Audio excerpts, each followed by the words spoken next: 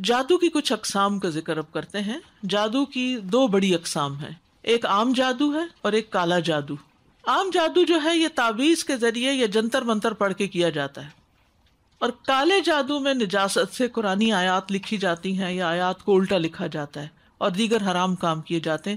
یہ سخت قسم کا جادو ہوتا ہے، یعنی ایک عام جادو ہوتا ہے اور ایک سخت قسم کا جادو ہوتا ہے. اسی طرح کچھ اور اقسام بھی ہیں. سحر تفریق، قریبی اور کاروباری رشتہ داروں میں جدائی ڈالنے والا. سحر محبت، کسی کے دل میں اپنی محبت ڈالنے والا. عام طور پر خواتین جاتی ہیں عاملوں کے پاس کہ مجھے کوئی ایسا تعویذ دیں کہ میرا شوہر مجھ سے محبت کرنے لگے. سحر تخیل، وہم میں ڈالنے والا. سحر جنون، دماغ کو مفلوج کرنے والا.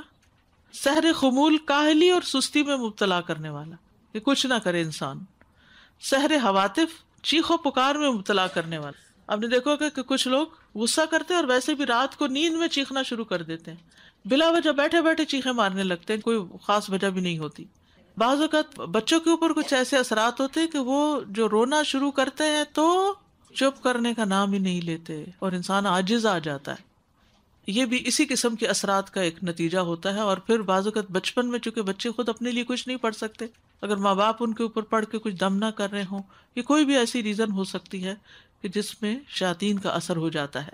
جیسے یہ جو چیخو پکار والے جس کو ہم عام طور پہ کیا کہتے ہیں، پینک اٹیک ہو گیا، کہ بیٹھے بیٹھے ایک شخص جو ہے اس کو انگزائٹی شروع ہوئی اور اس نے رونا شروع کر دیا اور چیخنا شروع کر دیا، تو اس کے پیچھے بھی اس قسم کے اثرات ہوتے ہیں. سحر امراض، مختلف بیماریوں میں جیسے مرگی وغیرہ میں مبتلا کرنا.